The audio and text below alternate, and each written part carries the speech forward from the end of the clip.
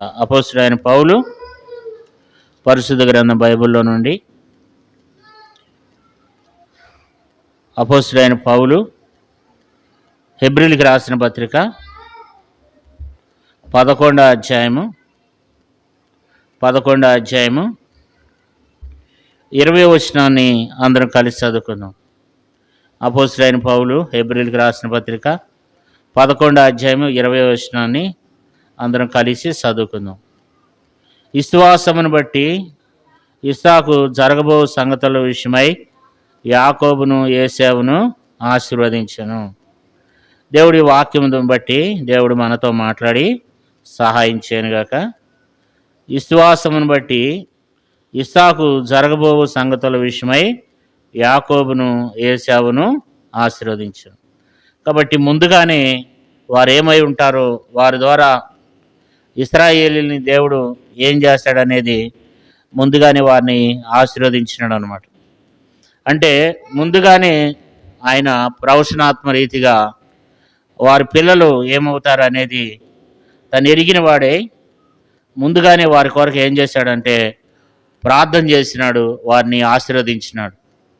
ఏమని ఆశీర్వదించి ఉంటాడంటే ఇక్కడ మనం చూసినట్లయితే మరి హెబ్రీయులకు రాసిన పత్రిక 11:20 ఏం రాయబడిందంటే విశ్వాసమును బట్టి ఇస్సాకు జరగబో సంగతుల విషయమై యాకోబుని ఏశావుని ఆశీర్వదించెను.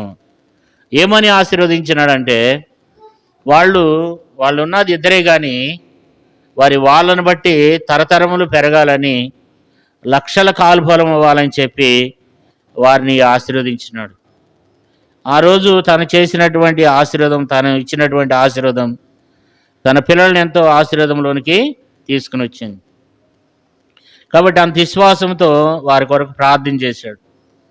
జరగబో విషయాల్లో రాబోయే దినాల్లో వాళ్ళొక గొప్ప రాజ్యంగా, వాళ్ళొక గొప్ప దేశంగా ఉండాలని, గొప్ప తెలివైనటువంటి వారుగా ఉండాలని, మంచి జ్ఞానంతో నింపబడిన వారుగా, ప్రపంచ దేశాల కంటే కూడా ఎక్కువ తెలివైనటువంటి వారుగా, మంచి సామర్థ్యం కలిగినటువంటి వ్యక్తులుగా మరి వాళ్ళని ఆశీర్వదిస్తూ వచ్చినాడంట. మనం కూడా అలాంటి విశ్వాసం కలిగి మన పిల్లలను ఏం చేయాలా? ఆశీర్వదించాలి. కాబట్టి ఇస్సాకు వారిని ఏం చేస్తూ వచ్చినాడు? ఆశీర్వదించినాడు. నా పిల్లలు రాబోయే దినంలో, రాబోయే తరంలో నా పిల్లలు ఆశీర్వాదకరంగా ఉండాలి, దీవెనకరంగా ఉండాలని చెప్పి విశ్వాసంతో నా పిల్లలు అలాగ ఉంటారని చెప్పి ఆశించినాడు. అంతేకాదు ఇక్కడ మనం చూసినట్లయితే విశ్వాసమును బట్టి ఏం ఆలోచించాడంట? నా పిల్లలు రానున్న దినాల్లో గొప్పవారిగా చేయబడతారు. కాబట్టి ఇశ్రాయేలు దేశమునే, ఇశ్రాయేల్ పేరు మీద ఒక గొప్ప దేశం ఉంటుందని చెప్పి తన విశ్వాసంతో ఆలోచించాడు. అందుకనే ఆశీర్వదించినాడంట. యాకోబుని ఏశావుని ఆశీర్వదించినాడు. కాబట్టి తన ఆశీర్వాదం బట్టి దేవుడు ఏం చేశాడు? యాకోబుని ఆశీర్వదించి యాకోబుని దేవుడు దీవిస్తూ వచ్చినాడు. కారణం ఏంటంటే తన విశ్వాసంతో ఆ రీతిగా ప్రార్థించినాడు. రాబో దినముల్లో అది దేవుని యొక్క ఆజ్ఞలు నెరవేర్చబడాలని, దేవుని యొక్క సంకల్పం, అది దేవుని యొక్క సంకల్పం నెరవేర్చబడాలని, దేవుని ఆజ్ఞ నెరవేర్చబడాలని విశ్వాసంతో ఏం చేశాడంట? ప్రార్థన చేస్తున్నాడంట. ఇక్కడ విశ్వాస వీరుల్లో మరి ఇస్సాకు పేరు కూడా మనకి ఇక్కడ కనపడుతుందన్నమాట. కాబట్టి ఇక్కడ విశ్వాసంతో ఏం చేస్తూ వచ్చినాడు? ప్రార్థించినట్లుగా మనం చూస్తాము. అంటే ఇస్సాకు మరి విశ్వాసం కలిగినటువంటి వ్యక్తిగా మనం ఆయన చూస్తున్నాం అన్నమాట. ఎంత విశ్వాసం అంటే మరి తన పిల్లల విషయమై, రాబో దినం విషయమై మరి ముందే ఎరిగిన వాడే మరి విశ్వాసంతో నా పిల్లలు ఇంత ఆశీర్వాదకరంగా ఉండాలని చెప్పి వారి కొరకు ఏం చేశాడు? వారి కొరకు విశ్వాసంతో వారి కొరకు ప్రార్థన చేస్తూ వచ్చినాడు, వారిని ఆశీర్వదిస్తూ వచ్చినాడు. కాబట్టి అట్లాగే వారు ఆశీర్వదించబడుతూ వచ్చినారు విశ్వాసంతో. ఇక్కడ మనం చూసినట్లయితే విశ్వాసమును బట్టి ఇస్సాకు జరగబో సంగతుల విషయమై యాకోబును ఏశావుని ఆశీర్వదించిన. వాళ్ళిద్దరిని కూడా మరి ఆశీర్వదించినాడు. తన ఆశీర్వాదమును బట్టి దేవుడు ఆలకించి ఇస్సాకుని దేవుడు ఆశీర్వదించినాడు కనుక తన పిల్లలను కూడా దేవుడు ఆశీర్వదించినాడు. కాబట్టి ఇక్కడ మనం చూసినట్లయితే ఇస్సాకులో మనం చూస్తే మరి గొప్ప విశ్వాసం కలిగినటువంటి వ్యక్తి. అంతేకాదు ఇస్సాకులో మనం చూసినట్లయితే ఇస్సాకు ఎవరంట? విధేయుడు అనమాట. దేవుడు ఇస్సాకుని ఆశీర్వదించినాడు. ఇస్సాకుని ఆశీర్వదించడానికి గల కారణం ఏంటంటే ఇస్సాకు దేవునికి విధేయుడు కదా.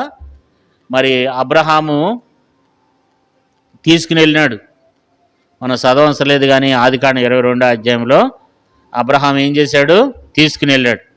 మోరియా పర్వతం మీదకి తీసుకుని వెళ్ళి దేవుడు చెప్పినట్లుగా ఇస్సాకుని బలర్పిస్తుంటే మరి తీసుకుని వెళ్తే ఇద్దరు కట్లు మోసుకుంటూ వెళ్తున్నారు తండ్రి కొడుకులు. ఇస్సాకు అడిగాడు, తండ్రి కట్టెలు ఉన్నాయి, కత్తి ఉంది, నిప్పు ఉంది, మరి దహన బలి గొర్రెదంటే యెహోవాయే చూసుకును అన్నాడు. యెహోవా చూసుకుంటాడు అన్నాడు. కానీ తీరా చూస్తే తననే కట్ల మీద బంధించి దహన బలి అర్పిస్తున్నాడు. తండ్రికి ఎంత విధేయత చూపాడంటే మరీ ఇస్సాకు అంత పాలు దాగే పిల్లోడు కాదు, కానీ దాదాపు 10 సంవత్సరాల వయసు కలిగిన వాడు. మరి తండ్రికి ఎంతో విధేయత చూపిస్తూ వచ్చినాడు. అందుకని దేవుడు అతన్ని ఆశీర్వదించినాడు. ఇస్సాకు ఎవరంట, విధేయత కలిగినటువంటి వాడు. మరి మనం కూడా పిల్లలు కూడా ఏం చేయాలా, తల్లిదండ్రులకి విధేయత కలిగి ఉండాలి. విధేయత కలిగి ఉండాలి.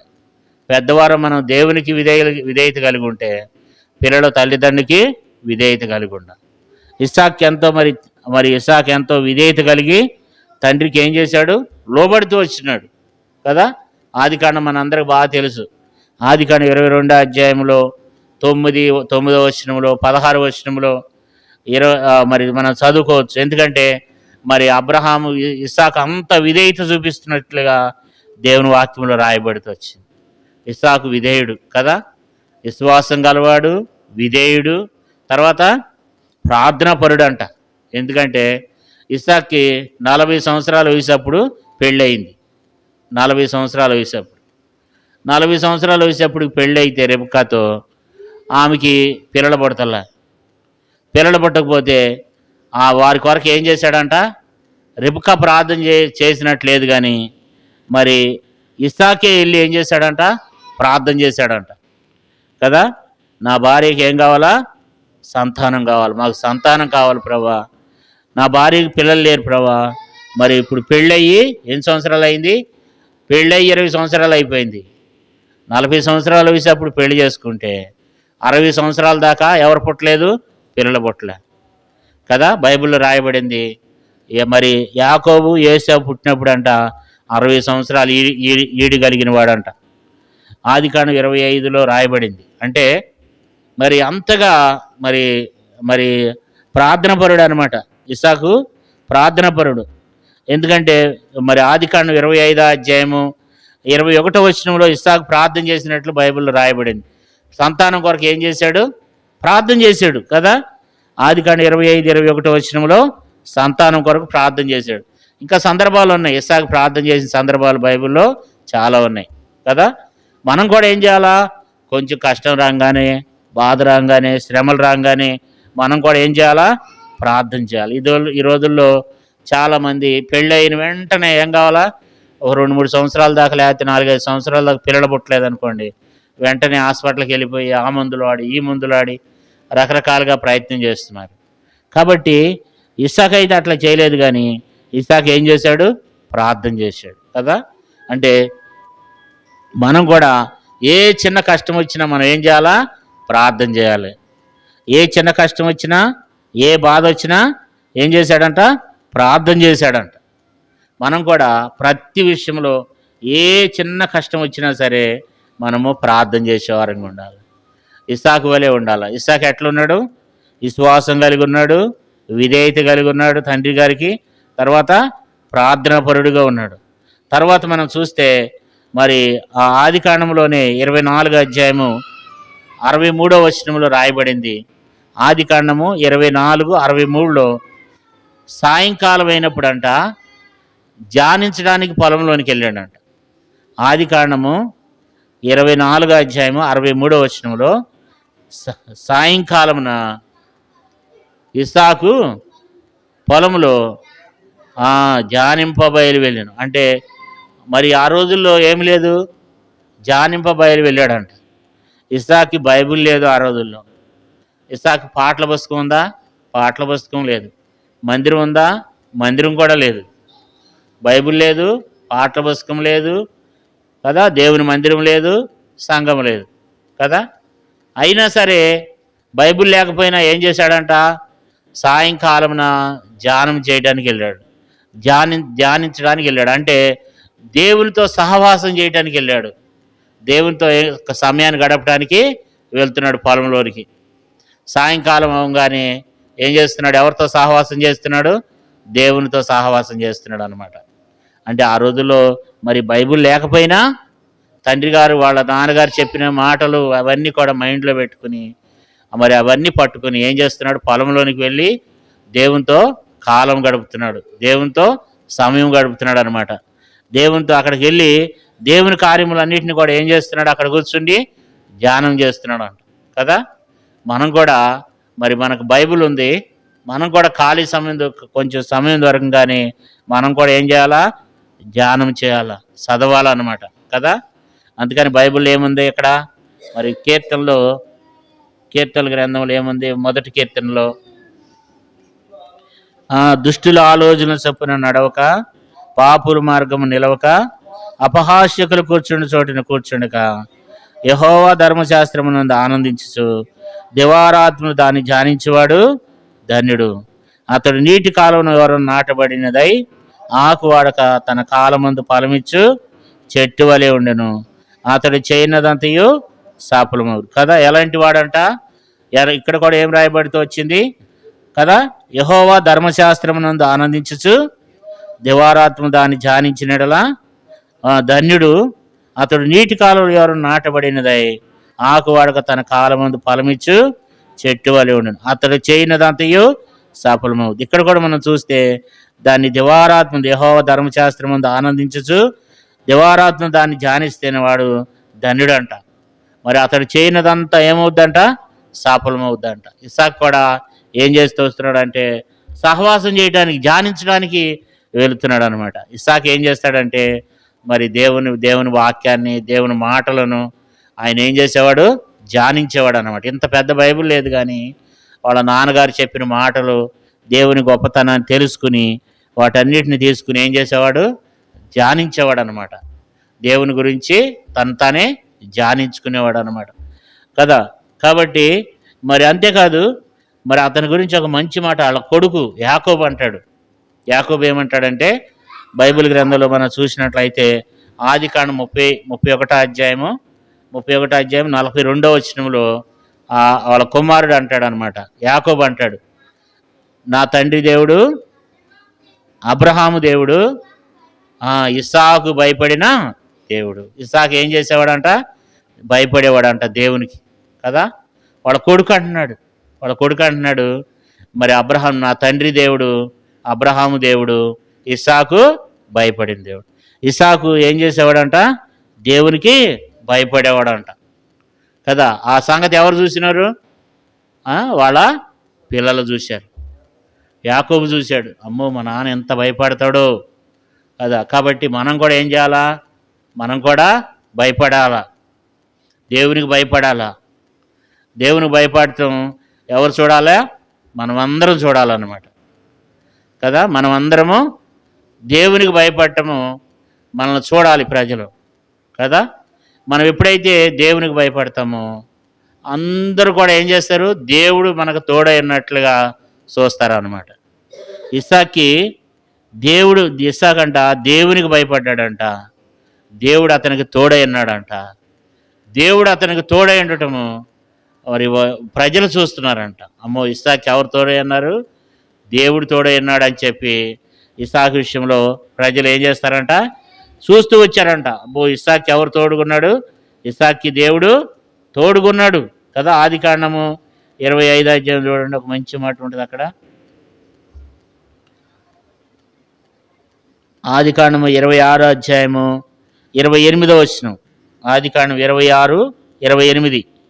వారు నిశ్చయముగా యెహోవా నీకు తోడేంట చూచితిమి గనుక మనకు అనగా మాకును నీకును మధ్య ఒక ప్రమాణం ఉండవలెను. కాబట్టి ఇక్కడ ఏమంటున్నారంటే వాళ్ళు నిశ్చయముగా యెహోవా నీకు తోడేండుట మేము చూచితిమి అంటే ఎవరు చెప్తున్నారు ఈ మాట, ఇతరులు చెప్తున్నారు కదా. ఫిలిస్తీన్లు వచ్చి చెప్తున్నారు, గెరార్ నివాసులు చెప్తున్నారు, ఏమంటున్నారంటే, అయ్యా యెహోవా నీకు తోడై ఉంట మేము నిశ్చయముగా, యెహోవా నీకు నిశ్చయముగా తోడై ఉండుట మేము చూసాం. వాళ్ళ పిల్లలు ఏం చూశారు? యాకోబు ఏం చూశాడు చెప్పండి? భయపడటం చూశాడంట. ఇస్సాకు భయపడటం యాకోబు చూస్తే, మరి దేవుడు ఏం చేస్తున్నాడు? శత్రు సైన్యానికి నిశ్చయంగా ఎవరికి తోడుగున్నాడు? ఇస్సాకి దేవుడు తోడుగున్నాడు అని చెప్పి ఇస్సాకు ఏం చేశాడంట? భయపడదు. ఇస్సాకు దేవునికి భయపడుతూ వచ్చాడంట. అయితే శత్రు సైనికులు ఏం చేస్తున్నారు? ఫిలిస్తీన్లు ఏం చేశారు? ఇస్సాకి దేవుడు తోడై ఉంట వారు చూశారంట. అమ్మో, ఇస్సాకు జోలు తీయకూడదు, ఇన్ని రోజులు ఇస్సాకుతో మనం గొడవ పడుతూ వచ్చాం, కానీ ఇస్సాకు జోలు తీయకూడదు, నిశ్చయముగా ఇస్సాకి దేవుడు తోడుగా ఉంటాడు కదా.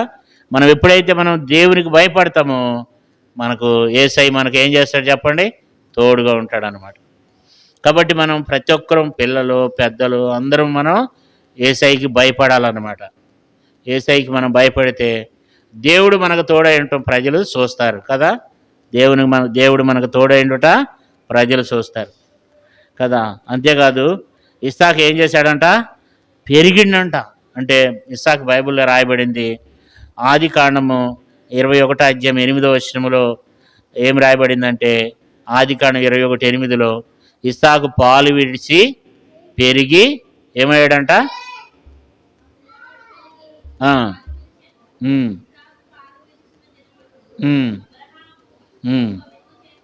కాబట్టి ఇస్సాకు పాలు విడిచి ఏం చేశాడంట? పెరిగిండంట. ఇస్సాకు పెరిగి పాలు విడిచాడంట. అంటే ఇస్సాకు యొక్క అనుభవం ఏంటంటే పెరిగే అనుభవం అన్నమాట. అంటే ఇస్సాకు ఏం చేశాడు? అభివృద్ధి పొందుతూ వచ్చాడు కదా, ఎదిగే అనుభవం అన్నమాట. మనం కూడా పెరిగే అనుభవం, మన విశ్వాసం కూడా ఎట్లా ఉండాలా? మనం కూడా ఆత్మీయంగా ఏం కావాలా? మనం కూడా ఆత్మీయంగా పెరగాలి. ఇస్సాకు కూడా ఏం చేశాడంట? ఇస్సాకు ఎదిగి పాలు మానేసిండంట. అంటే ఇస్సాకు ఏం చేశాడు? ఎదిగిన అనుభవంలో ఇస్సాకు ఉన్నాడు అనమాట. మనం కూడా ఆ మాట ఎందుకు మనకు రాయబడిందంటే, అక్కడ మనం కూడా ఆత్మీయంగా ఏం చేయాలి చెప్పండి? పాలు తాగేది విడిచిపెట్టి అన్నం తింటామో నేర్చుకోవాలన్నమాట. అంటే ఇస్సాకు ఏం చేశాడు? అభివృద్ధి చెందాడు. ఇస్సాకు అంటే ఎదిగినాడు అనమాట. పెరిగి అనేటువంటి మాటకి ఇంకో మాట అర్థం ఏంటంటే ఎదిగినాడు అనమాట. అంటే మనం కూడా ఆత్మీయంగా పెరగాలి, ఆత్మీయంగా ఎదగాలన్నమాట. అందుకని ఇస్సాకు ఆత్మీయంగా ఎదుగుతున్నాడు. చిన్నప్పటి నుంచి కూడా ఇస్సాకు ఆత్మీయంగా పెరుగుతున్నాడు కనుక, మరి ఆదికాండము 26:13 ఇస్సాకు అంతకంతకు అభివృద్ధి చెందాడంట. ఆదికాండము 26:13 ఏముందంటే, ఇస్సాకు అంతకంతకి అభివృద్ధి చెందాడంట. అంటే మనం కూడా ఏం చేయాలా? ఎదిగిన కొద్దీ ఏం చేస్తాం చెప్పండి? మనం ఆత్మీయంగా ఎదిగితే మనం ఏం చేస్తాం? అభివృద్ధి చెందుతామన్నమాట. మనం ఎప్పుడైతే ఆత్మీయంగా ఎదుగుతామో అప్పుడు అభివృద్ధి చెందుతాం. ఇస్సాకు కూడా ఏం చేశాడు? ఇస్సాకు పాలు విడిచిన తర్వాత పెరిగి పాలు విడిచి ఏం చేశాడు? ఎదిగినాడు కదా, ఎదిగినాడంట. కాబట్టి అందుకని దేవుడు ఆ వ్యక్తిని ఆశీర్వదించినాడు. కాబట్టి పౌలు గారు కూడా ఏమంటాడంటే, చూడండి ఒక మాట, తిమోతికి రాసిన మొదటి పత్రిక 1 తిమోతి 4:15 1 తిమోతి 4:15 నీ అభివృద్ధి అందరికీ తేటగా కనపడు నిమిత్తము వీటిని నమస్కరించుము, వీటి అందే సాధకము చేసుకొనుము కదా. ఇక్కడ ఏమంటాడంటే నీ అభివృద్ధి ఏం కావాలా? అందరికి ఏం కావాలంట కదా. 1 తిమోతి 4:15 నీ అభివృద్ధి అందరికీ తేటగా కనపడే నిమిత్తము వీటిని నమస్కరించుము, వీటి అందే సాధకము చేసుకుము. దేవుని యొక్క వాక్యాన్ని మనము చదివి వాక్యానుసారంగా మనం నడుచుకుంటూ మనం ఏం చేయాలి? ఆత్మీయంగా ఎదగాలి. ఇస్సాకు కూడా ఏం చేశాడు? ఆత్మీయంగా ఎదిగినాడంట. అంతే ఆదికాండంలో 26:13 ఏముంది అక్కడ? ఇస్సాకు క్రమక్రమేణా ఏం చేశాడంట? అభివృద్ధి చెందిండంట. అంటే ఎదిగినప్పుడు దేవుడు ఏం చేస్తాడు? ఆశీర్వదిస్తాడు. మనం కూడా ఆత్మీయంగా రోజులు గడుస్తున్న కొద్దీ, పెరిగిన కొద్దీ, పెద్దవాళ్ళు అయిన కొద్దీ మనం ఏం చేయాలా? ఆత్మీయంగా మనం ఎప్పుడైతే ఎదుగుతున్నామో దేవుడు కూడా అప్పుడు మనలను అభివృద్ధి పరుస్తాడనమాట కదా. బైబిల్లో ఒక సంఘం ఉంది. ఆ సంఘం ఎట్లుందంట? గల్తీలకు రాసిన పత్రిక చూడండి. ఆ సంఘం ఎదగలేదంట. ఆ సంఘం ఇంకా పాలు తాగుతూనే ఉన్నారంట. చూడండి, గల్తీలకు రాసిన పత్రిక 3వ అధ్యాయము, క్షమించండి, మొదటి కొరింథీ 3వ అధ్యాయం, మొదటి కొరింథీ 3వ అధ్యాయము మొదటి వచనం. సహోదరులారా, ఆత్మ సంబంధులైన మనుషులతో మాట్లాడినట్లు నేను మీతో మాట్లాడలేక పోతిని. శరీర సంబంధులైన మనుషులే అనియు క్రీస్తునందు పసిబిడ్డలే అనియు మీతో మాట్లాడవలసి వచ్చాను. అప్పట్లో మీకు బలము చాలకపోయినందున పాలతోనే మిమ్మను పెంచితిని కానీ అన్నంతో మిమ్మల్ని పెంచలేదు. మీరు ఇంకనూ శరీర సంబంధులై ఉండుట వలన ఇప్పుడును మీరు బలహీనలై ఉన్నారు కదా. మీలో ఏముంది? అసూయ, కలహముండగా మీరు శరీర సంబంధులై మనుషుల రీతిగా నడుచుకున్న వారు కారా. అంటే ఇక్కడ చూసినట్లయితే కొరింథీ సంఘం ఎట్లుందంట? అప్పుడు పాలు తాగుతున్నారంట, ఇప్పుడు పాలు తాగుతుంటున్నారంట. అంటే వాళ్ళు ఏం చేశారు? ఎదగలేదా? వాళ్ళు ఎదగలేదంట. ఇంకా పాలు తాగుతూనే ఉన్నారంట. చిన్నప్పటి నుంచి పాలు తాగుతూనే ఉన్నారంట. అప్పుడు పాలు తాగుతూనే ఉన్నారంట, ఇప్పుడు కూడా పాలు తాగుతూనే ఉన్నారంట. అప్పుడు అట్లాగే ఉన్నారంట, ఇప్పుడు కూడా అట్లాగే ఉన్నారంట. కొరింథీ సంఘము పాలే తాగుతున్నారంట. ఇంకా వాళ్ళు ఇంకా అన్నం తింటలేదంట. ఇంకా వాళ్ళు పూర్తిగా వాక్యానుసారంగా నడుచుకోలేకపోతున్నారు. ఇంకా చిన్నపిల్లల్లాగానే ఇంకా వాళ్ళు ఎదగని వారుగా ఉన్నారంట. కానీ ఇస్సాకు ఏం చేశాడు చెప్పండి? ఇస్సాకు ఎదిగిండి, ఎదగలేదా? ఇస్సాకు ఎదిగినాడు. ఇస్సాకు ఏం చేశాడు?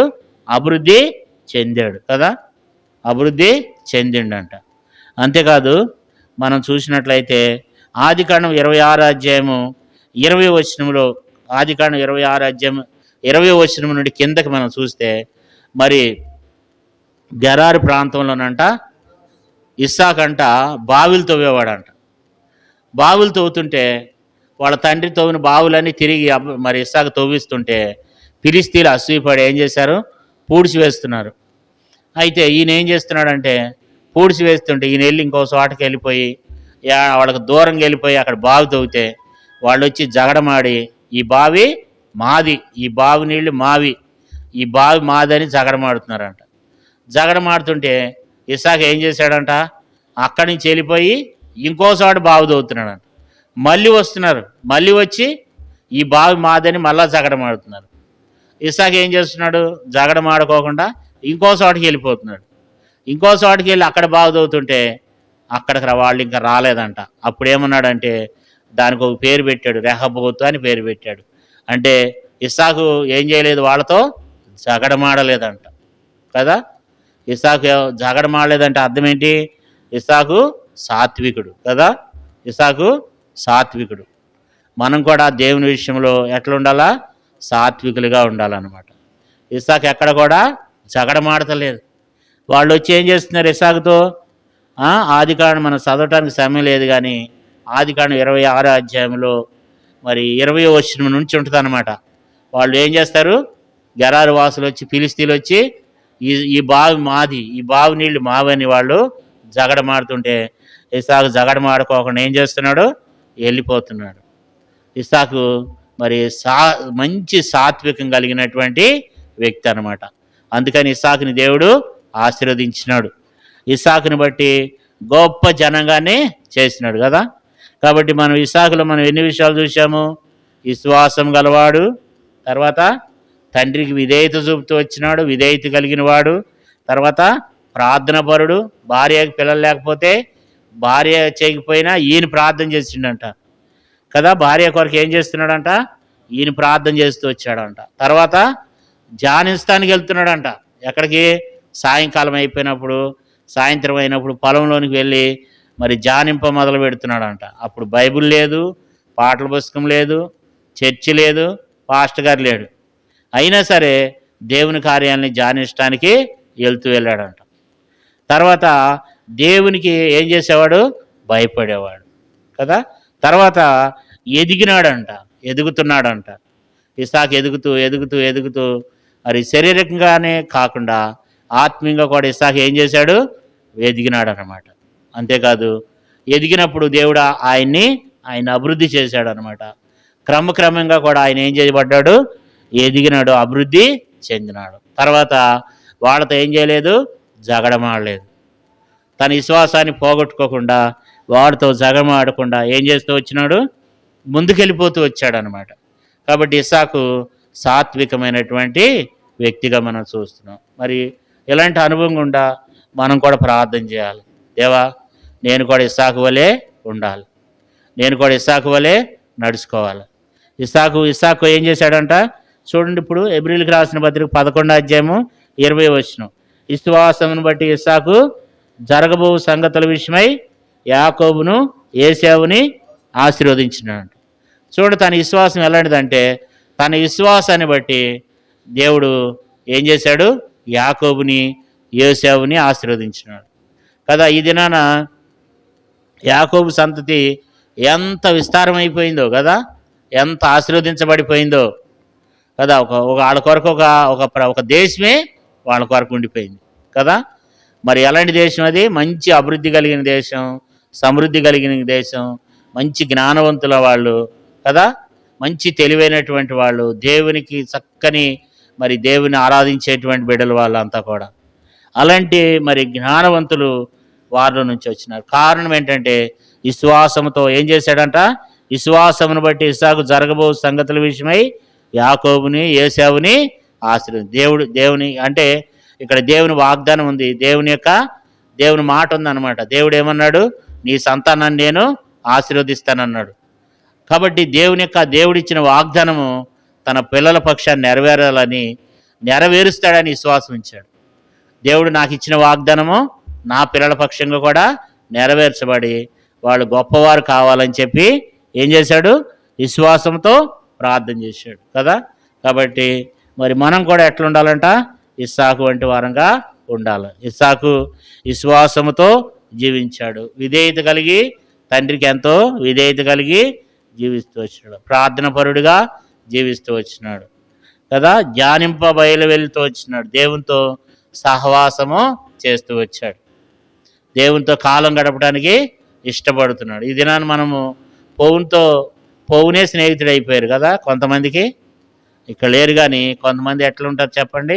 24 గంటలు పౌనే వాళ్ళ స్నేహితుడు, జేబులోనే స్నేహితుడు ఉంటాడు కదా. అట్లా కాలం గడిపేస్తున్నారు. కానీ మనం అట్లా ఉండకూడదు. మనము దేవునితో ఏం చేయాలా? దేవునితో సహవాసం చేయాలి, దేవునితో స్నేహం చేయాలి. మరి ఆ రోజుల్లో బైబిల్ లేకపోయినా ఏం చేశాడంట? మరి దేవుని వాళ్ళ తండ్రి గారు చెప్పిన మాటలన్నీ తన హృదయంలో భద్రపరుచుకుని దేవుణ్ణి ఏం చేస్తున్నాడు? మొదలు పెడుతూ వచ్చినాడు కదా.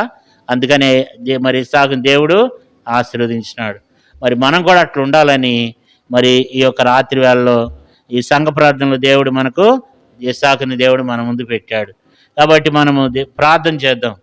దేవా, మేము కూడా ఇస్సాకు వలె అభివృద్ధి చెందడానికి, ఇస్సాకు వలె ఆశీర్వదించబడటానికి, ఇస్సాకు వలె మేము కూడా దీవించబడటానికి ఇస్సాకు వంటి విశ్వాసము మాలో దయచేయండి.